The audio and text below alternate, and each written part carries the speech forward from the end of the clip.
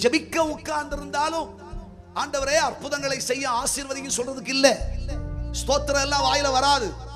அப்போ அப்பா இப்படி ஒரு வியாதியை கொடுத்துட்டேரே அப்பா, உங்க கண்ணே இல்ல அப்பா இப்படின்ட்டா என்ன செய்ய? நீ சத்துருவை மிகைப்படுத்தலாமா?